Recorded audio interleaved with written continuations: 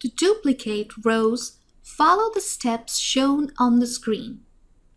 I will follow these steps to make a copy of the first 2 rows of the list shown on the screen and paste them at the end of the table. First, I select rows 1 and 2.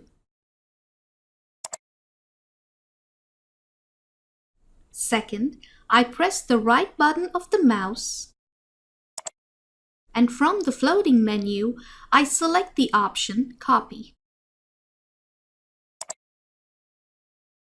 As you can see, the rows get highlighted with a dashed line.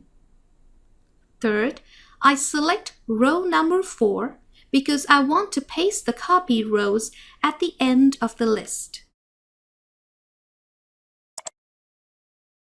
Finally, I click the right button of the mouse, and from the floating menu, I select the option Paste.